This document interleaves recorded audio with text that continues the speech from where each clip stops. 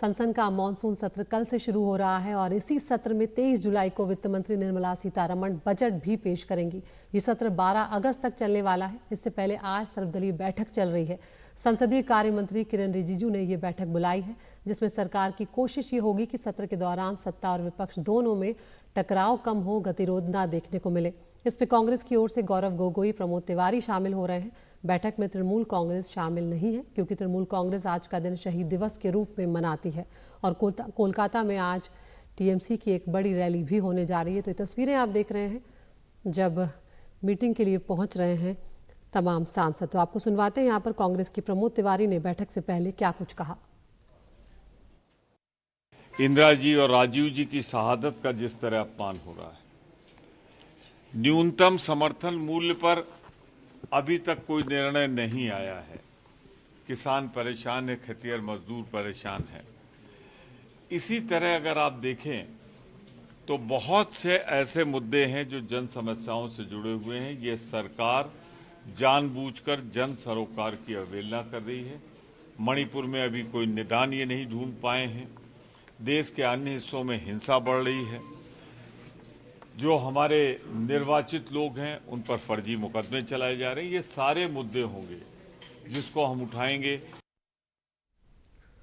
और हमारे साथ हमारे सहयोगी राजीव रंजन फोन लाइन पर जुड़ गए हैं। राजीव, मोदी सरकार के तीसरे कार्यकाल का पहला बजट है। ऐसे में ये बजट सुचारू रूप से चले, इसके लिए कोशिश यहाँ पर की जाएगी। सर्वदलीय बैठक को लेकर क्या कुछ जानकारी इस वक्त मिल रही है? देखिए, सर्वदलीय बैठक अब शुरू हो चली है। जो लोकसभा में उपनेता हैं, राजनाथ सिंह भी पहुंच चुके हैं, किरेन रिजिजू भी पहुंच चुके हैं। बैठक अब शुरू हो गई है।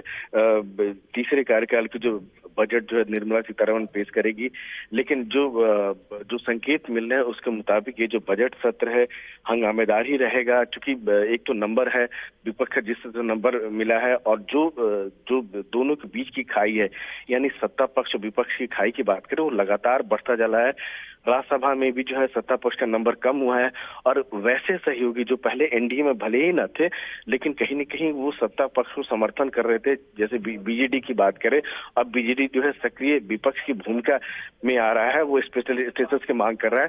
और सत्ता में जो सहयोगी दल है एनडीए की बात करें तो जेडीयू है, वो कह रहे कि बिहार को स्पेशल स्टेटस का दर्जा मिलना चाहिए। तो ये सारे मुद्दे हैं, ये सारी बातें हैं जिसको लेकर बजट सत्र आसान नहीं रहेगा।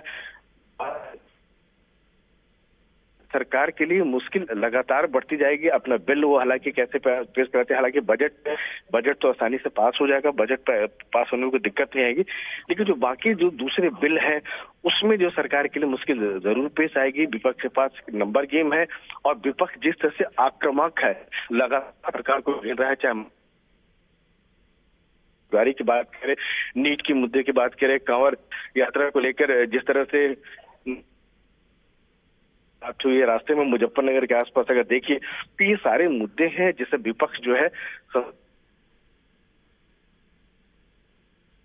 बिल्कुल राजीव, आपकी आवाज़ हम तक ठीक से नहीं पहुंच रही, लेकिन जिस तरह से आप बता रहे हैं कि उतना आसान नहीं रहेगा सरकार के लिए बजट को चलाना, क्योंकि बजट पास करना तो आसान होगा, लेकिन विपक्ष अपने जहन में बहुत सारे दूसरे मुद्दों को भी लेकर चल रहा है। जिस तरह से भी हम प्रमोद तिवारी को भी सुन रहे थे, उन्होंने कहा कि एमएसपी को लेकर किसान इंतजार कर रहे हैं, पुराना वादा है जिसे जल्द से जल्द पूरा किया जाना चाहिए। और इसके अलावा भी कई मुद्दे हैं जिसको लेकर विपक्ष हमलावर सरकार पर हो सकता है।